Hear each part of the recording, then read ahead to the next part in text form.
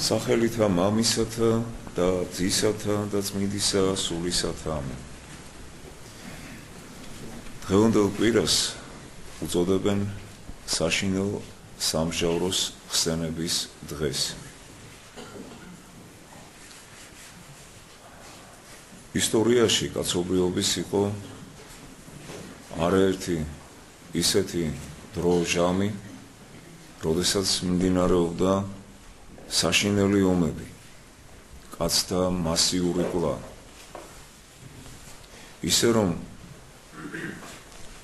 ადამიანები ფიქრობდნენ, რომ აი ეხლა ნამდვილად დადგა უკვე მეორედ მოსვლის ჟამი, რადგანაც მასიური ომები და მკვლელობები მასიური ადამიანთა ეს არის ერთ-ერთი ნიშანი ანტიქრისტეს გამეფებისა, შემდეგ მისი მეფობის დასასრულის და იესო ქრისტეს დიდებით მეორედ მოსვლის. მე წაგიკითხავთ ამონარიდებს წმინდა მამის ეფრემ მასურის წინასწარმეტყველებიდან, რომელიც ეხება სწორედ საშინელ სამჟავროს. უფალი დედამიწაზე ელვის მსგავსად მოვა, ნათლით მოსილ ღრუბელზე, მაგრამ არა ამგვარადვე მოვა მტერი, რამე თუ ის განდგომილია. მართალია ქალწულისაგან, თუმცა შეგინებულისაგან იშვება. მისი იარაღი, ესე იგი ანტიქრისტე. მაგრამ ეს არ ნიშნავს იმას, რომ მტერი განკაცდა. ყოვლად საძაგელი მოვა ამგვარი სახით, როგორც ავაზაკი, რათა ყველა აცთუნოს. მოვა მორჩილი, მშვიდი, სიცრუის მოძულე, როგორც თავად ილაპარაკებს საკუთარ თავზე, კერპების უარმყოფელი, ამომრჩეველი ღვთისმოსაობის, კეთილი, გლახაკთ მოყვარე, უაღრესად მშვენიერი თავისი გარეგნობით, უცვლელი ურთიერთობაში, ყველას მიმართ ალერსიანი. იგი არ მიიღებს ქრთამს, არასოდეს ილაპარაკებს მრისხანედ, არავის ეჩვენება პირქუშის სახით, არამედ კეთილსახიერი იერით დაუწყებს ცდუნებას ქვეყანას, ვიდრე არ გამეფდება. ამიტომაც როცა სხვადასხვა ხალხები და მაღალი მდგომარეობის პირნი იხილავენ მის ასეთ სათნოებას და ძალას, უცებ ყველა განიზრახავს, აღიარონ მეფედ და ეტყვიან ერთმანეთს. მოიძებნება კიდევ სადმე ასეთი კეთილი და სამართლიანი ადამიანი. მალე გამტკიცდება მისი სამეფო და განრისხებული მოსპობს სამ მეფეს, შემდეგ გაამპარტავნდება გულით და ეს გველი გადმოანთხებს ღვარძლს, არებს ქვეყანას, შეაზანზარებს 4 კუთხით მთელს მსოფლიოს, ყველას შეავიწროებს და დაიწყებს სულების შემწიფლას. უფალი თავისი მოწყალებით წარმოგზავნის ელია თესბიტელს და ენუქს, რათა მათ კაცთა მოდგმას აუწყონ ღვთისმოსაობა. ისინი კადნიერებით ყველას უკადაგებენ ღვთის მეცნიერებას, ასწავლიან, რომ შიშის გამო არ ერწმუნონ მტანჯველს და ამგვარად ეტყვიან, ჰოი კაცნო, ეს თვალთმაქცობაა, არავინ იოტის ოდენადაც კი არ ერწმუნოთ, ნურვინ დაემორჩილებით ღვთის მბრძოლს, ნურავის მოგგვრით შიშს, რამე თუ ღვთის მბრძოლი მალე უმოქმედო აღმოჩნდება.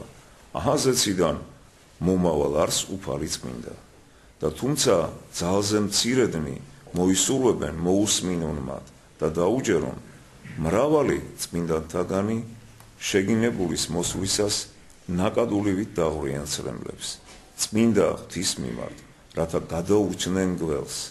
უდიდესი სისწრაფით გაიქცევიან უდაბნოებში და დაიმალვიან მთებსა და გამოქვაბულებში.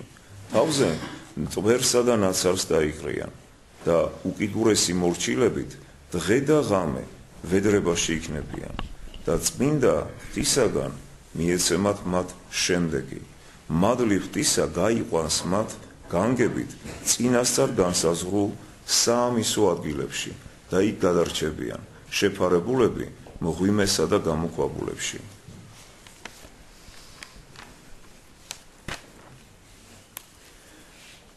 დასასრულს ნათქვამისეებ მოვაუფალი ვითარცა ელვა მრწყინავი ცით-გამო მოვალს წმინდა ყოვლად უბიძო საშინელი დიდებული ღმერთი ჩვენი შეუდარებელი დიდებით რომელსაც წინა მავლობენ მთავარ ანგელოზნი ყოველნი ვითარცა ალი ცეცხლისა ფრთებით სახის დამფარავნი მღაღადებელნი მთრთოლვარეთ აღზდეგით განსვენებულნო აჰა ესე რა მოვალ სიძე განიხვნებიან საფლავნი და ერთ წამის ყოფაში განაღვიძებენ ყოველნი მიწიერნი მოდგმანი და აღიხილავენ და იხილავენ სიძის წმინდა მშვენიერებას და მრავალჯერ მრავალნი და ურიცხვჯერ ურიცხვნი მთავარანგელოზნი და ანგელოზნი უსაზღვრო მხედრობა განიხარებს სიხარული დიდით წმინდანი და მართალნი და ყველა ვინც არ მიიღო ბეჭედი გველისა და უღმრთოისა განიხარებენ ასევე ანტიქრისტეს ბეჭდის მიმღებელნი ყველა უღირსი და ცოდვილი შეიკვრება ანგელოზთა მიერ და მიყვანილ იქნება საშინელ სამშავროზე და მეუფე გამოუტანს განაჩენს მარადიული განკითხვა დაუშრეტელ ცეცხლში ყველა ვინც კი არ მიიღო მხეცის ბეჭედი და ყველა ვინც გამოქვაბულებში იმალებოდა სიხარულს მიეცემა სიძესთან ერთად მარადიულ და ზეციურ ნადიმზე ყველა წმინდანთან ერთად უკუნითი უკუნისამდე ამინ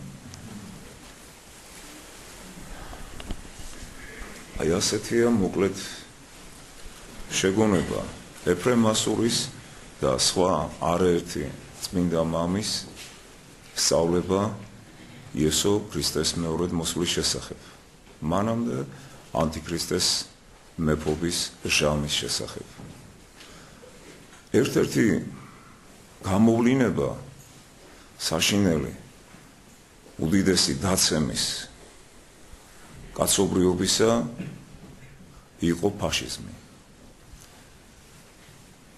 მეორე მსოფლიო ომში არნახული რაოდენობის ადამიანი დაიღუპა შეეწირა ერთი ადამიანის და მის ირგვლივ მყოფი პატარა ჯგუფის დაცემას განდგომას ღვთისაგან და მართლაც რომ ეშმაკისაგან ძალა მიცემულნი ეს ადამიანები სისხლის დინარეებსა და ზღვებს ქმნიდნენ. დიახ, ერთ-ერთ წინა მორბედად ანტიქრისტესი ეკლესია მოიხსენიებს სწორედ ადოლფ ჰიტლერს. და მე მინდა გითხრათ და ვისაუბრო ამის შესახებ, რადგანაც არ მეგონა თუ საზოგადოებას, რომელმაც რამოდენიმე ათეული წლის წინ სოგმა თვით ხილვით, სოგმა წაკითხულით, სოგმა დოკუმენტალური ფილმებით გაითავისა ის საშინელება, ის ამაზრზენი ეპოქა და ჟამი, რომელსაც ჰიტლერის ზეობის ეპოქა ერქვა. დაიწყეს საქართველოში რამოდენიმე დღეში გავა პრემიერა სპექტაკლის ადოლფ ჰიტლერის შესახებ. და რატომ დგავენ ამ სპექტაკლს?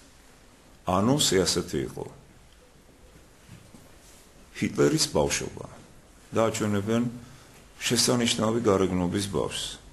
ან უკვე ქმნიან წარმოდგენას დადებიც ადოლფ ჰიტლერის ბავშვობაზე. შემდეგ მის პირველ სიყვარულის შესახებ გვესაუბრებიან და გვაჩვენებენ ამ სპექტაკლში თუ როგორ უყვარდა ადოლფ ჰიტლერს.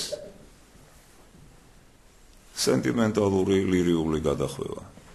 და შემდეგ როგორ აწყენინეს მას, როგორ გააბოროტეს და გახდა იგი ბოროტი და აი ამის შემდეგ დაიწყო მან ასეთი ცხოვრება.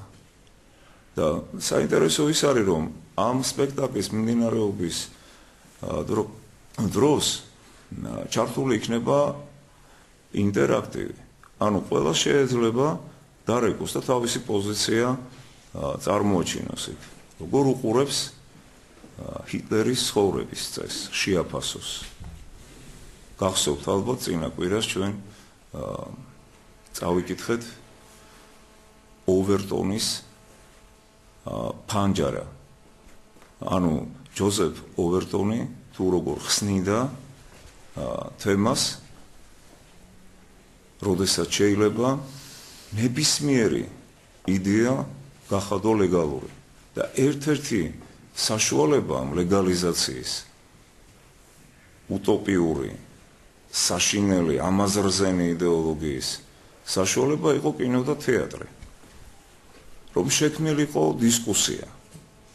ერთ მხარეს ადამიანები, რომლებიც უარყოფენ, თქვათ ამ შემთხვევაში ჰიტლერს და მის ცხოვრებას და მეორეს მხრივ ადამიანები, რომლებიც იტყვიან უკვე, რომ ცითრაი რაღაც მოხდა მის ცხოვრებაში, რამაც მოიტანა ის ცუდი გავლენა, ასე რომ შეიძლება ვაპატიოთ კიდევაც მას.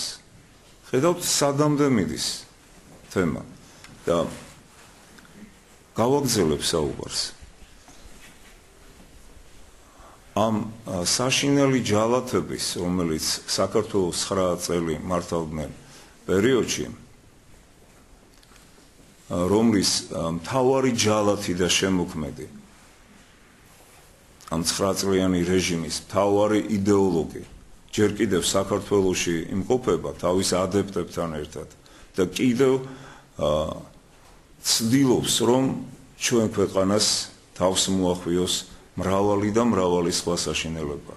გულისხმობ ბოკერიას, რა თქმა უნდა, ყველა მიხვდებით, რომ სააკაშვილს ერთმა უშველოს საწოდავ ადამიანს. ლაპარაკია იდეოლოგზე, როგორიც არის ბოკერია. სწორედ ეს იდეა ფიქსი ჰქონდათ, რომ მოეხდინათ ასევე ფაშიზმის რეაბილიტაცია, რეანიმაცია. და ერთ ფაქტს შეგახსენებთ, რომ თქვენც დარწმუნდეთ ამაში, გაიხსენოთ, მეორე მსოფლიო ომში მონაწილე ჩვენი წინაპრები მათ გამოაცხადეს მოღალატეებად. გახსოვთ ალბათ ეს ამბავი და 9 მაისსაც აღარ აღნიშნავდნენ უკვე. დღესდღეობით უკრაინაში ხელისუფლებაში მოვიდა ფაშისტური კლანი, ნაცისტური კლანი. და ერთ-ერთი მთავარი, ასე ვთქვათ, ლიდერი ფაშისტი, რომელიც ჩვენს ქვეყანაში, საქართველოში ძებნილად არის გამოცხადებული და ბრალდებულად და როგორც კრიმინალი ისე იძებნება, აი ამ ფაშისტურმა ხუნტამ დანიშნა მრჩევლად ხელისუფლებაში. თქვენ დასვათ კითხვას, აი რატომ არიან, თქვათ, უკრაინაში დღესდღეობით მოსული ადამიანები ხელისუფლებაში ფაშისტები? მათ წინ წამოწიეს მოძღვრება სტეფანე ბანდერასი და ასევე შუხევიჩის. ვინ იყვნენ ეს ხალხი? ეს ხალხი იყო პიროვნებები, რომელიც ადოლფ ჰიტლერს უკრაინაში შემოსულს ტრადიციული უკრაინული პურითა და მარილით შეხვდნენ. შემდეგ გვერდში დაუდგნენ და მილიონობით უკრაინელი, მილიონობით პოლონელი, რუსი, ებრაელი დახოცეს და იმდენად სასტიკი იყო მათი და მათი დაჯგუფების ქმედებები, რომ გესტაპოელებიც კი შეძრწუნებულები იყვნენ. აი ამ პიროვნებების სურათებით მართავენ დღეს კიევში მარშებს დღევანდელი უკრაინული ხელისუფლება. და მე ურჩევ იმ ბიჭებს, რომლებიც დღეს საომრად მიდიან უკრაინაში, სწორედ აი ფაშისტური ხელისუფლების გვერდზე და მათ გადაგზავნას ასევე ქართველი ფაშისტები ახორციელებენ, არც მალავენ ამას, დამეთანხმებით, ვაფრთხილებ, რომ ნუ მიიღებენ ასეთ ომში მონაწილეობას, მით უფრო რომ ეს ჩვენი ომი არ არის. და მეორეც კიდევ ისინი არავითარ შემთხვევაში გმირებად არ ჩაითვლებიან. ასე ვფიქრობთ უმრავლესობა. და ტყუილად ილუზიაც კი ნუექნებათ რომ ვინმე მათ დადებითად მოისენიებს. და კიდევ ერთი რაც ასევე აუცილებლად მინდა ხაზგასმით აღვნიშნო.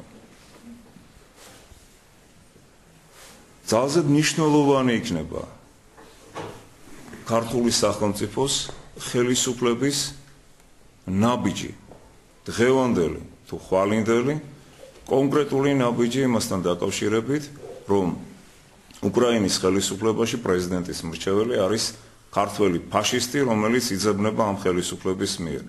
წესით ღირსება მქონე ხელისუფალმა ქვეყნის ხელისუფლება ასეთ შემთხვევაში ასეთ ქვეყანასთან დიპლომატიური ურთიერთობა უნდა გაწყვიტოს. ღმერთმა მათ დღევანდელ ჩვენს ხელისუფლებას დავით აღმაშენებელის და თამარ მეფის გამბედაობა და ძლევა მოსილება მიცეს, რათა ბოლომდე მიიყვანონ ეს დაწყებული საქმე და ყველა ფაშისტი და ნაცისტი განიდევნოს საქართველოს ტერიტორიიდან. მე მათ ციხეს არ უსურვებ. ღმერთმა უშველოდ და სინანული მისცეთ. ღმერთმა დაბლოცოთ და გაგუხოთ.